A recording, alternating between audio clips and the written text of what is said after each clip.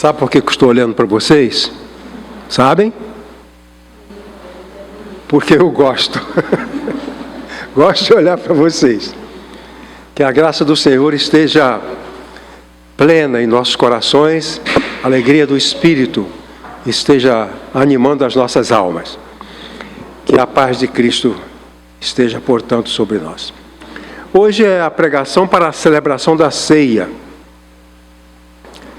Nós vamos ter uma cerimônia, vamos comer um pedaço de pão e tomar um pouco de suco de uva.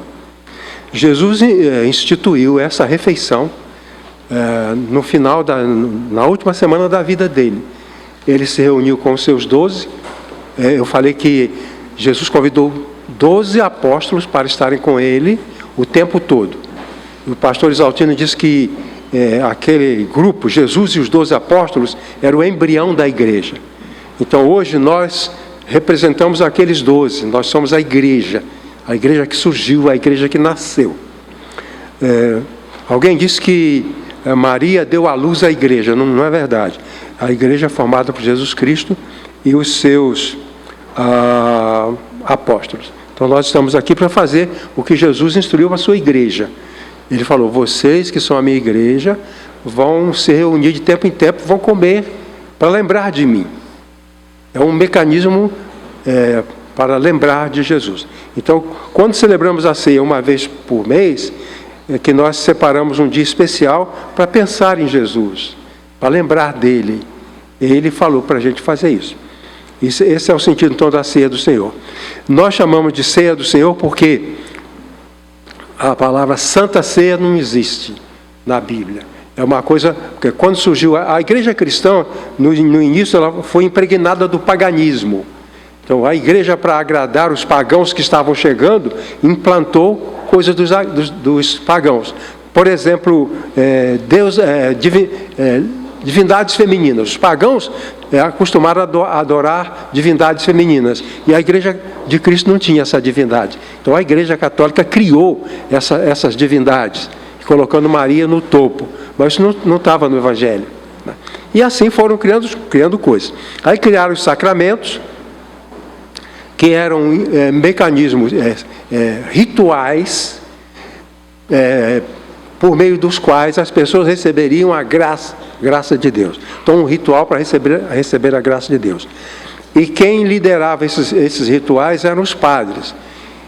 Os sacramentos, eles vão do nascimento à morte. Então, isso significava que, desde o nascimento até a morte, a pessoa estava sob os cuidados da igreja.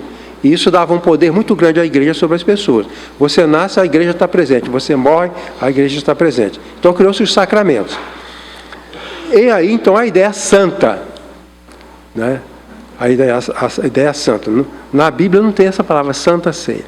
Acontece que, com o passar do tempo, os católicos inventaram os sacramentos, 7 sacramentos. Nós não temos os sacramentos, nós temos 2 ordenanças, chamadas de ordenanças porque não são rituais de santificação. A ceia não santifica, o batismo não santifica. São símbolos da lembrança de Jesus. São elementos para lembrar Jesus e não para nos dar a graça. A graça vem por meio de Cristo. A Bíblia diz, a lei foi dada por Moisés, a graça e a verdade vieram por meio de Jesus Cristo, mediante a fé.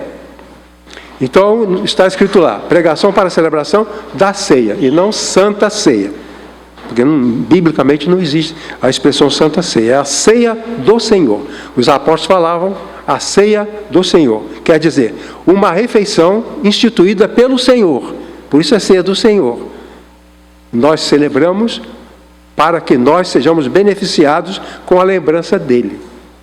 Quando eu me lembro do meu pai, eu sou beneficiado, porque eu me lembro de coisas boas dele, palavras dele, ensinos dele. Então, lembrar do nosso pai é bom. E lembrar do nosso Salvador é bom, porque às vezes nós não nos lembramos. Passamos o tempo todo e não pensamos em Jesus. Pensamos em tudo, menos em Jesus. Então, é a lembrança, né?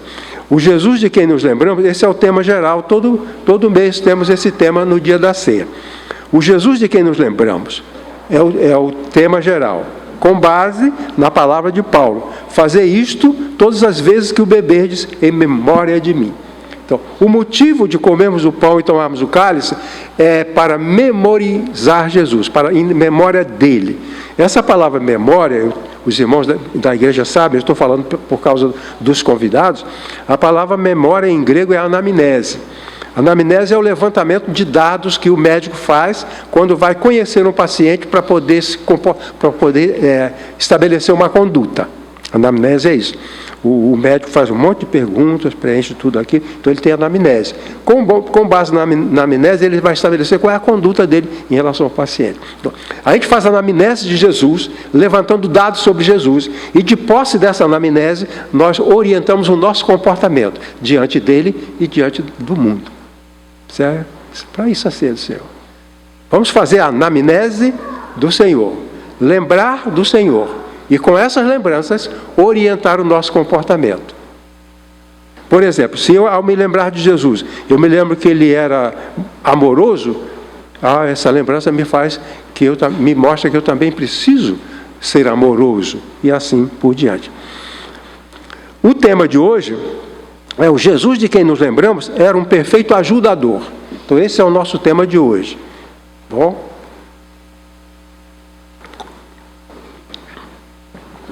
Vamos ler a passagem básica.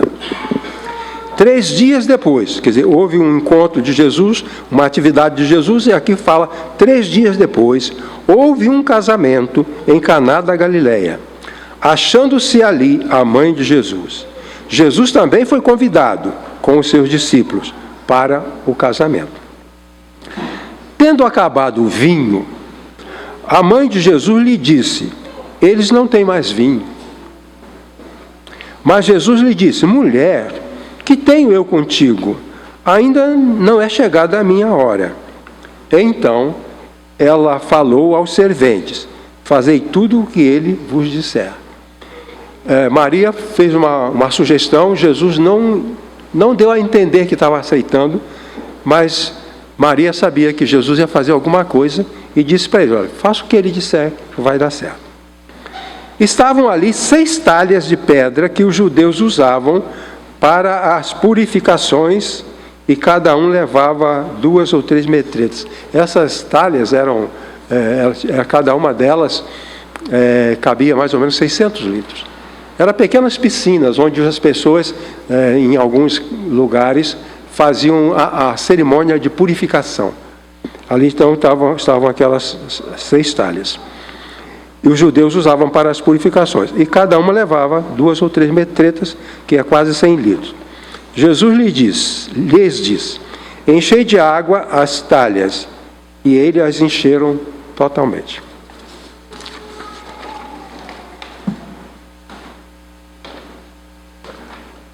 Então, Jesus lhes determinou, tirai agora e levai ao mestre-sala. Eles o fizeram. Tendo o mestre-sala provado a água, transformada em vinho, não sabendo de onde viera, se bem que o sabiam os serventes que haviam tirado a água, chamou o noivo. E lhe disse, todos costumam pôr primeiro o bom vinho, e quando já beberam, fartamente servem o inferior.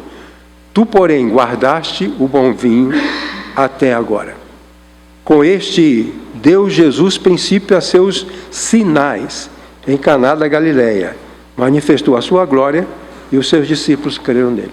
Eu falei para os irmãos que os milagres em João são chamados de sinais. Os outros discípulos falavam maravilhas, poderes, mas João chama de sinais. Sinais porque o milagre não era em si a coisa mais importante. Mais importante é que por meio do milagre, alguém podia enxergar a glória de Deus. Então, era um sinal. Os milagres eram um sinal. E João separou 7 sinais. Por isso hoje nós ouvimos falar a diferença entre João e os outros evangelhos, é que João selecionou 7 milagres. Ele conhecia todos, mas ele selecionou 7 milagres para mostrar que por meio desses sinais, Jesus mostrava a glória do Pai. Mostrava o caminho do Pai, por meio desses sinais. Então chamou de sinais, e com esses sinais, Jesus principiou a esses seus sinais em Caná da Galileia, manifestou a sua glória e os seus discípulos creram nele. Okay? Então, o nosso tema é que Jesus era um ajudador, um perfeito ajudador. Vamos prosseguir. A palavra ajudar aparece 70 vezes na Bíblia. Então, é um termo comum. Na língua grega, o sentido de se colocar ao lado. Ajudar, colocar-se ao lado, ou de aliviar as aflições. Ajudador é um atributo de Deus. A consciência sobre a necessidade de ajudar se desenvolveu desde o tempo do homem das cavernas, como meio de garantir a sobrevivência dos indivíduos. Muitas comunidades, muitos grupos raciais surgiram e desapareceram. Alguns grupos sobreviveram, desde o homem das cavernas, que nós estamos aqui descendentes desses grupos que sobreviveram. Os grupos que sobreviveram, eles aprenderam um método de ajuda. Qualquer grupo social que praticar ajuda tem mais chance de sobreviver do que um grupo social onde ninguém ajuda ninguém. Certo? Então, a própria evolução da sociedade através dos séculos aprendeu que se a gente se ajudar, se nós nos ajudarmos, temos mais chance de sobreviver. Então surgiu desde o tempo antes da lei de Moisés, antes dos profetas, povos descobriram isso, que ajudar era uma coisa importante. E aqueles que não desenvolveram essa prática de ajuda, são muitos povos que desapareceram. Os arqueólogos encontram restos de seres humanos, de raças que sumiram. E as raças que prevaleceram foram aquelas que aprenderam a ajudar. Isso é maravilhoso, né? Pois bem, acontecia quando um homem saía para caçar e outro acompanhava para ajudar. Se o homem saía para caçar sozinho, o José vai sozinho e o Manuel vai sozinho, os dois fracassam. Mas se os dois forem juntos, um ajudando o outro, eles conseguem a caça e trazem para casa. E as mulheres saíam para catar frutos, para colher frutos e catar raízes. Se uma mulher fosse sozinha colher frutos, seria possível que ela até nem voltasse. Duas mulheres juntas colhendo os frutos e tirando as raízes, elas tinham mais sucesso. Tinham mais sucesso. Grande parte dos sucessos humanos depende da ação de um ajudador. O Jesus de quem nos lembramos se mostrou como um ajudador perfeito. Ele é o grande ajudador. Vamos considerar 3 motivos por que fazemos essa afirmação.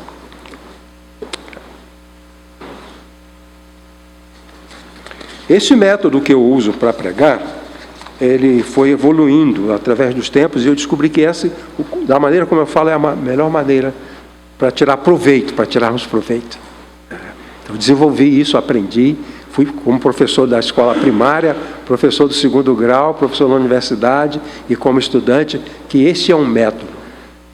Eu leio com você agora então, que tem jeito de fotografar, pode levar tudo para casa, depois tem o YouTube, você pode assistir no YouTube. Então essa é a maneira de aprendermos. E eu acredito que aqui nessa igreja, nós temos uma chance muito grande de aprender muito. Verdade, Maurício? Aprender muito. Pois bem, então eu tenho 3 razões por que eu afirmo, com base no texto, que Jesus era um perfeito ajudador. Então, primeiro, Jesus de quem nos lembramos, era um perfeito ajudador, porque tinha sensibilidade para reconhecer a gravidade de uma situação de carência. Olha só. Tendo acabado o vinho, a mãe de Jesus lhe disse: eles não têm mais vinho. Bom, esse é um fato. Essa é uma realidade. Num casamento, acabou o vinho. E vamos ver que Jesus ele foi sensível a esse fato. Não há vinho. Jesus não foi indiferente. Ele considerou isso. Então aparece uma pessoa e diz, eu estou com frio, eu não tenho um casaco. Você pode considerar e fazer alguma coisa para dar um casaco para ele. Ou não considerar. Mas Jesus considerou. Faltou vinho, Jesus considerou. Pois bem, vamos ouvir, vamos continuar. Jesus estava presente em uma festa de casamento, juntamente com sua mãe e seus discípulos. Faltou o vinho, o símbolo da alegria. Símbolo da alegria. Então, não era uma coisa simples, era uma coisa grave. Continuando, a falta de vinho em casamento era uma situação grave. Vou esperar as irmãs se acomodarem para prosseguir.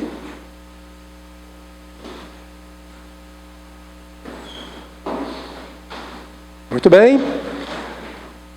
Era uma situação grave, um fiasco que poderia trazer sério desprestígio social para o noivo.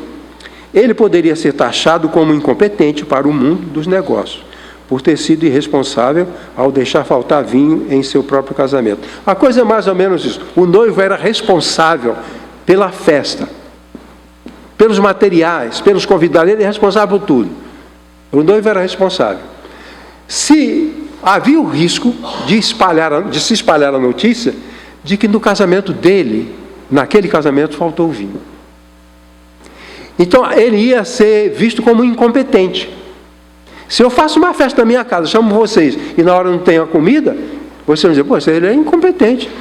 Ele faz uma festa e não tem vinho. É bom lembrar que no tempo antigo a bebida única era o vinho, não tinha geladeira, não tinha os sucos, não se fazia o suco.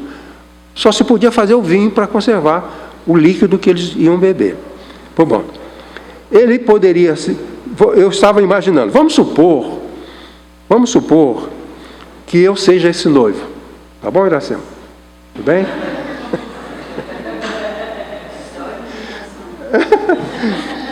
E eu estou no meu casamento com ela, claro.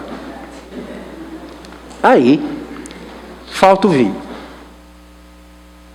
É aquele vexame, aquela vergonha.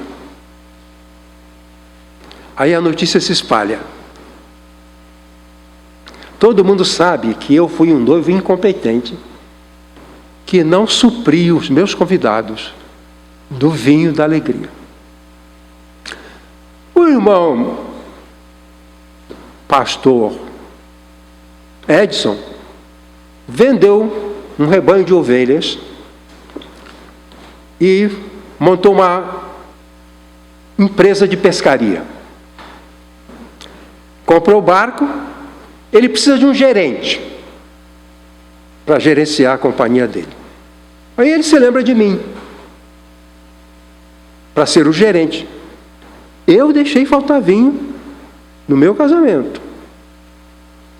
Mas ele estava imaginando me convidar para dirigir a empresa dele. Aí chega alguém para ele e diz, você vai convidar ele? Você não se lembra que ele foi um incompetente no próprio casamento? Você vai dar a sua empresa, colocar a sua empresa nas mãos daquele incompetente e irresponsável? Então isso era grave. Era uma coisa grave. Então Jesus percebeu isso, por isso ele fez alguma coisa. Continuando. Jesus agiu com sensibilidade, levando em conta a gravidade da situação. Ele era um perfeito ajudador. Então, o perfeito ajudador percebe o risco pelo qual uma pessoa passa. Quando eu comecei a fazer estágio no hospital, no meu 5º ano, arranjei vaga no hospital onde nós, acadêmicos de medicina, podíamos frequentar, fazer uma espécie de estágio. E quando eu cheguei no hospital, encontrei um colega do 2º grau do curso colegial que estava adiantado, ele estava 2 anos na minha frente. Ele já estava, eu estava no 4º ano, não era 5º, eu estava no 4º e ele já estava no 6º ano. Ele estava naquele hospital. Aí ele falou, Elias, que bom, como é que foi? Aí contamos a minha história, que eu primeiro fui para o seminário, para depois fazer o vestibular para a medicina. E ele tinha feito um outro curso, depois ele foi para a medicina. Então ele estava lá e ele estava na minha frente. Aí ele falou, primeiro plantão seu aqui, quero te dizer uma coisa. Coisa mais séria, gente aqui nesse pronto-socorro. Quando você chegar na sala de espera, olha todo mundo. A pessoa grave não é necessariamente a pessoa que está gritando. Se ela está gritando, ela tem força. Ela não está morrendo. Quem está gritando não está morrendo. Também não é aquela pessoa que está xingando. Não é? Porque às vezes o paciente fica com raiva e fica falando palavrão. Está xingando. Esse não é o perigoso. Fica de olho naquele que estiver assim, ó. Vê se ele não está pálido. Vê se ele não está tremendo. Vê se ele não está suando. Porque esse está infartado.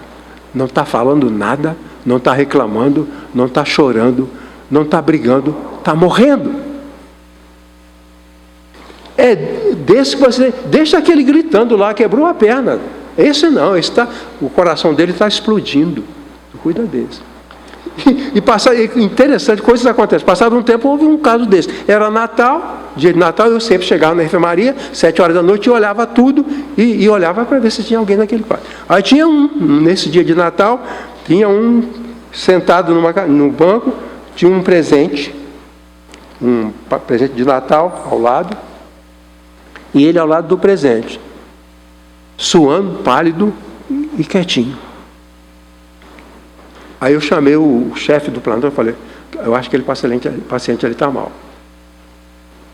E o médico, o chefe do plantão, que era meu orientador, foi lá para o paciente, quando ele chegou perto, botou a mão no paciente, está infartado, chama a ambulância, traz a máquina, leva direto para UTI. Então, Jesus era capaz de perceber o que era grave. Eu pensava, mas faltou vinho, fica sem vinho e pronto. Não é assim. Está quietinho, deixa ele quietinho lá e pronto. Não, ele está infartado. Então, esse Jesus de quem nós nos lembramos, ele tinha sensibilidade para perceber a necessidade de uma ajuda. Ele era capaz de identificar a gravidade de uma situação. Aquela festa estava numa situação grave. Poderia marcar a vida dele para sempre, da esposa dele e de filhos se tivesse. Toda a família ficaria marcada para sempre. Como aquela família que surgiu naquele dia, daquele fracasso, daquele fiasco. Então, essa capacidade de perceber a gravidade de uma pessoa caracteriza um ajudador perfeito, que ele sabe o que ele tem que fazer. O segundo motivo está aqui. O Jesus de quem nos lembramos era perfeito ajudador, porque podia abrir mão de um plano seu de ação pré-estabelecido. Então, Jesus, ele tinha um plano. O texto diz, Jesus também foi convidado com os seus discípulos para o casamento. Tendo acabado o vinho, a mãe de Jesus lhe disse, eles não têm vinho. Mas Jesus lhe disse, mulher, que tenho eu contigo? Ainda não é chegada a minha hora. O que Jesus está dizendo é o seguinte, que ele está sendo mobilizado, mas que ele está dentro do plano dele. O texto seguinte diz, o comentário, Jesus veio ao mundo com um plano de ação pré-estabelecido pelo Pai. As coisas deveriam ocorrer no tempo programado. A expressão minha hora era frequentemente pronunciada por Jesus, João 7,6, João 8,20. Jesus não estava ali para agir como Messias, porque ainda não era a hora. Isso é muito importante na vida humana. A gente deve fazer as coisas dentro da hora. Certo? Violar o esquema, violar a agenda, é complicado. Jesus está seguindo dentro da agenda. Mas eu estou dizendo que ele era capaz de abrir mão de um plano que ele estava seguindo. Jesus estava seguindo um plano. Não era a hora, ele não devia aparecer como o Messias. Um dia ele apareceria, mas não, ele não foi ali como o Messias. Ele foi ali para participar de uma festa de casamento.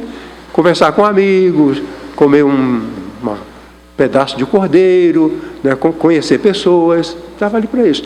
Mas Maria queria interferir e fazer dele que ele agisse naquele momento.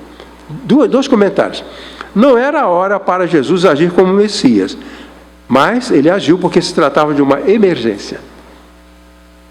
É muito importante na vida a gente saber quando é que você tem que parar uma coisa, porque algo ou outro é mais importante que você tem que fazer aquilo. Então, o plano de Jesus era esse: eu vou à festa para me divertir, mas agora há uma emergência. Então, por isso ele tinha que ajudar. Jesus era responsável por incidentes. Jesus não era responsável por incidentes ocorridos naquela festa. É muito comum a gente chegar em algum lugar e tem alguém que não fez alguma coisa e dizer: não é minha responsabilidade. Não é minha responsabilidade. Na família, às vezes, quando tem jovens, os pais dão responsabilidade. Terça-feira você lava a louça, quarta-feira você varre o quintal. Então, dá tarefas, responsabilidade, isso é bom.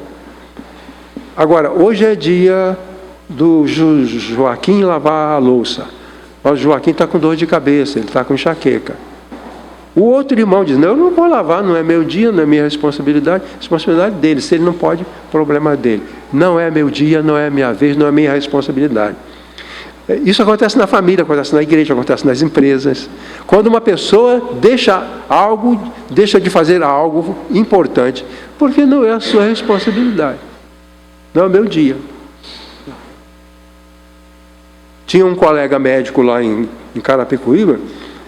O horário dele agir era às 8 horas. O horário dele atender. Ele chegava lá às 6 horas da manhã. Não importa que estivesse gritando, alguém morrendo, não é a hora ainda, ele olhava, ficava jogando no celular. Ele chegava cedo, mas ficava jogando no celular. Não importa que tivesse alguém gritando, morrendo, chorando. Ele só atendia quando chegasse a hora, aquele horário. Então Jesus tinha um planejamento, certo? E ele violou esse planejamento, porque ele percebeu que era uma emergência. O termo, voltando, ele era simplesmente um convidado para desfrutar dos benefícios de um convívio social. O termo ginai é mulher, né? Jesus falou, mulher, de onde vem a palavra ginecologista, ginai, com o qual Jesus se dirigiu a Maria, não era uma palavra depreciativa, mas uma expressão respeitosa. Essa expressão em grego era uma expressão de elogio, chamada ginai, era elogiar e respeitar. Hoje, se a gente alguém, mulher, pode ser entendido como a depreciação, é até um xingamento, mas ali não, ginai, era uma palavra de honra. O que significava? Com todo respeito, nossos planos não coincidem. Apesar disso, a sensibilidade humana de Jesus não permitiu que ficasse indiferente.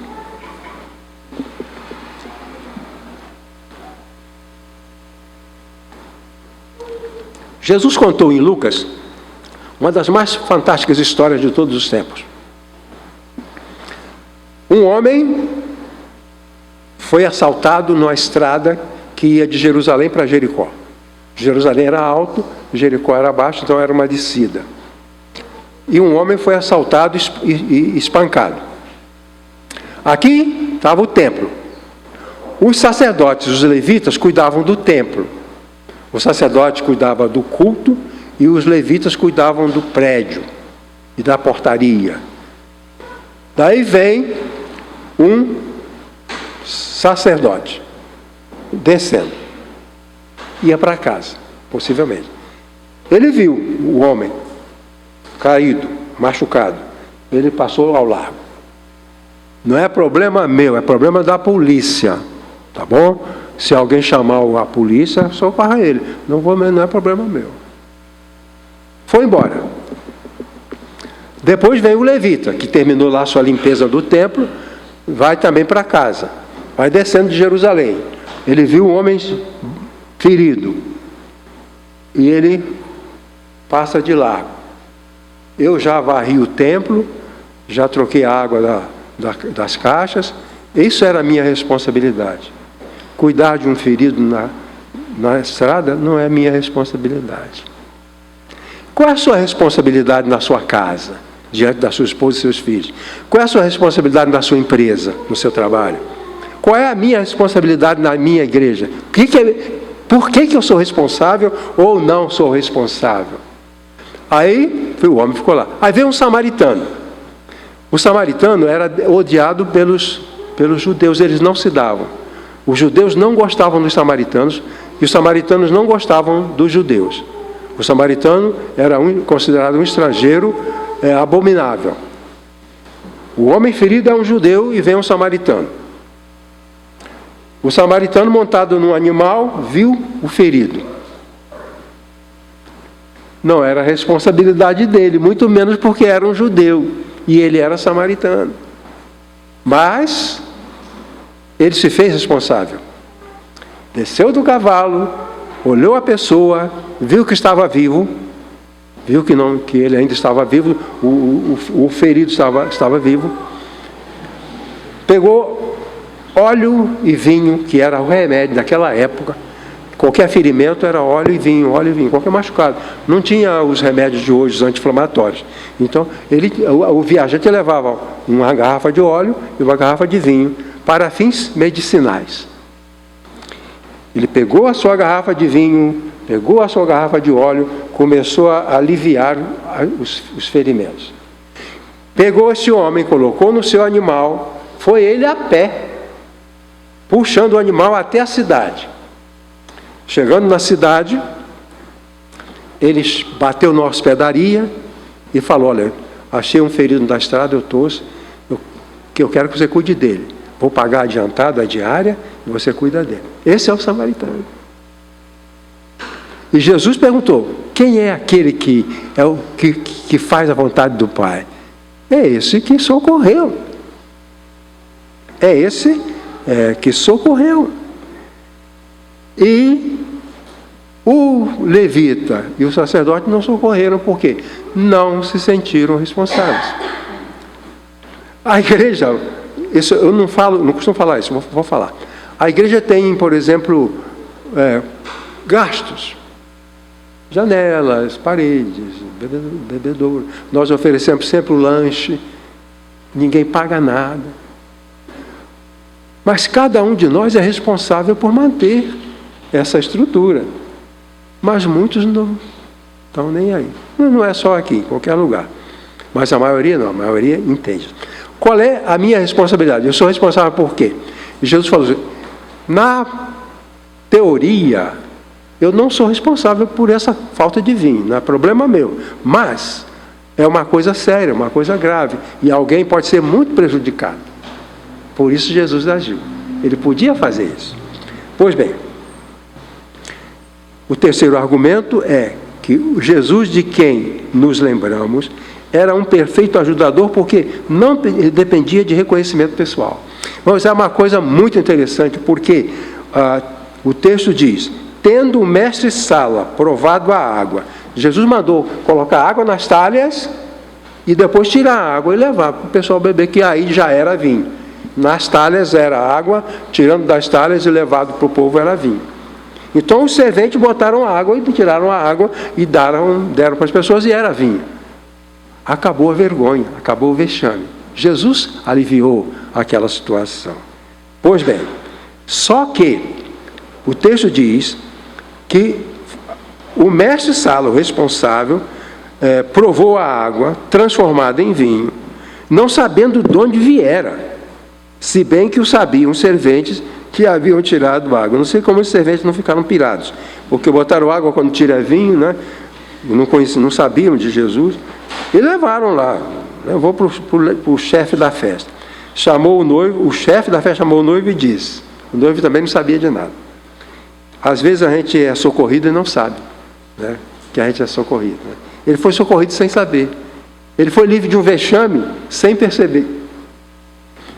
Todos costumam pôr primeiro o bom vinho, e quando já beberam fartamente, serve o inferior. Tu, porém, guardaste o bom vinho até agora. As pessoas faziam, era uma espécie de malandragem. numa festa, nem todas as pessoas tinham o melhor vinho. Então, geralmente, assim, para poupar, para economizar, eles compravam um tonel de vinho vagabundo e um tonel de vinho importado, diríamos, de vinho importado. Um vinho fabricado na Sapopemba e um vinho fabricado em Paris, em Roma, na França. O que eles faziam? Eles primeiro serviam o bom vinho.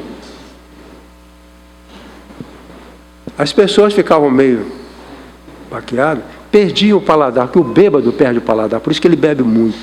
Porque depois não sente mais o gosto e vai bebendo, e vai bebendo, vai bebendo. Então, assim, nas festas era assim. Então, eles davam o vinho ruim, eles bebiam, aliás, davam o vinho bom, digamos, davam o vinho bom, eles bebiam o vinho bom e depois podia dar qualquer porcaria que estava bem. Mas esse não. O mestre falou, peraí, todo mundo serve primeiro o bom vinho, você guardou o bom vinho para o final. Né? Você guardou o bom vinho para o final. Eu suponho que aquilo pode ter ficado assim, uma prática, né, das pessoas passarem a servir o vinho, não o bom vinho primeiro, mas o vinho inferior. E depois, quando já tinham bebido bastante do vinho inferior, agora o vinho superior. Coisa maravilhosa. Então, isso foi feito. O que essa palavra diz? Vamos ver o que eu anotei. Somente os empregados sabiam a origem do vinho transformado da água. Mas o dirigente da festa atribuiu o feito ao noivo, a quem elogiou com grande admiração. Quer dizer, Jesus não foi elogiado. Ele não foi valorizado. Ninguém procurou saber o que tinha acontecido. Mas o noivo começa a ser valorizado. O prestígio dele foi lá em cima. Ele que estava com o prestígio arriscado, agora o prestígio dele está lá em cima. Ele elogiou o noivo com grande admiração, e a presença de Jesus e o milagre por ele realizado não foram divulgados. Ninguém chegou e disse, olha pessoal, tem um moço aqui da Galileia, dessa região, ele que resolveu o problema, Jesus, temos que valorizá-lo, temos que elogiá-lo, porque o vexame passou. Ele é maravilhoso, ele nos deu esse vinho, mas ninguém falou nada. Muitas vezes pessoas dizem assim, pastor, não vou fazer mais não, ninguém me valoriza. Já ouviram isso? Vocês que estão na igreja há muito tempo, não vou fazer mais não, porque ninguém me valoriza, ninguém me elogia, não faço mais não. Então, Jesus, no seu primeiro milagre, já ninguém elogiou, ninguém valorizou. Mas quando saiu dali, ele continuou fazendo as curas e os ensinamentos. Continuou fazendo. E parou de fazer quando foi preso e depois morto. Enquanto ele estava ativo, com vida, ele cuidou da pessoa, cuidou dos necessitados, pregou o ensino de Deus, ensinou as pessoas, curou os doentes, curou os leprosos, acolheu os tristes. Ele fez isso. Algumas vezes foi criticado, por exemplo, quando Jesus curou uma pessoa que estava perturbada, ele disse, e as pessoas elogiaram Jesus, e os fariseus disseram assim, isso aí ele fez pelo poder do diabo. Esse homem tem com o diabo, ele é endemoniado. Que eu estou curando pelo poder do diabo, isso é blasfêmia? Mas eu vou continuar curando as pessoas. Eu fico pensando, logo no início do ministério, havia tudo para Jesus desanimar. Porque não era valorizado, não era respeitado, principalmente pelos líderes. As pessoas humildes valorizaram. Alguns.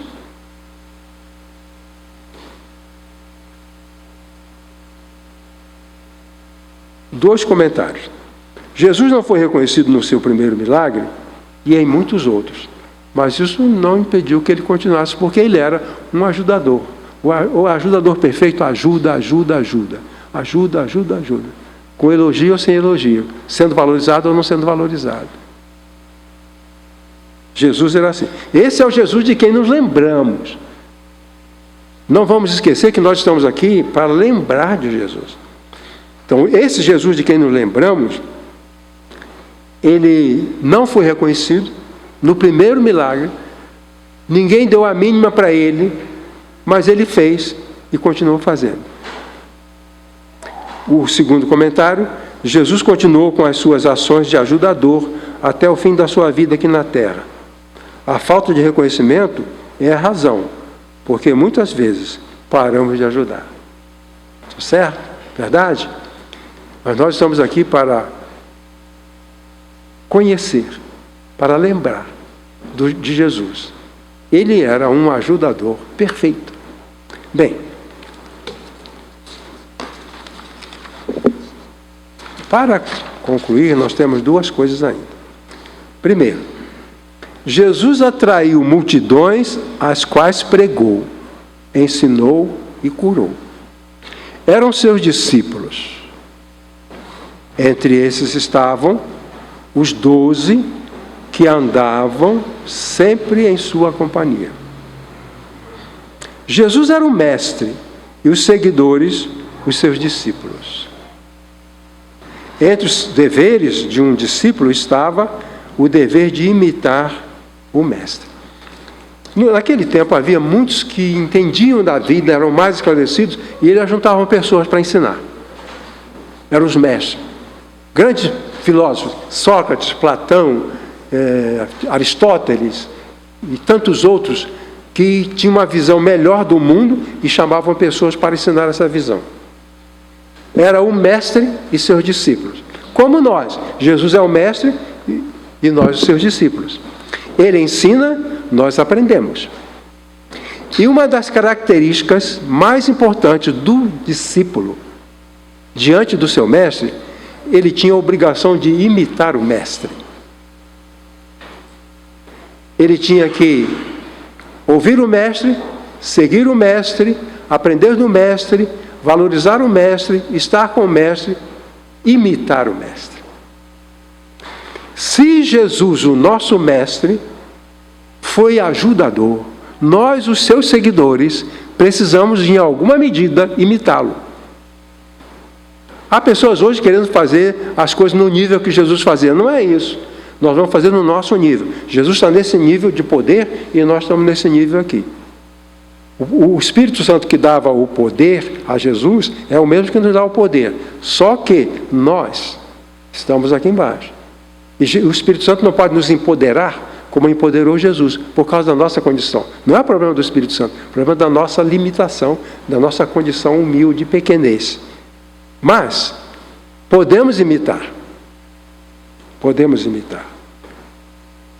Entre os deveres, então, de um discípulo, estava o dever de imitar o mestre. Jesus era um perfeito ajudador, e nós, seus discípulos, devemos procurar imitá-lo, ajudando, porque é dessa forma que melhoramos o mundo. Hoje, a igreja substitui os 12 apóstolos. Ela, a igreja, deve ser ajudadora perfeita.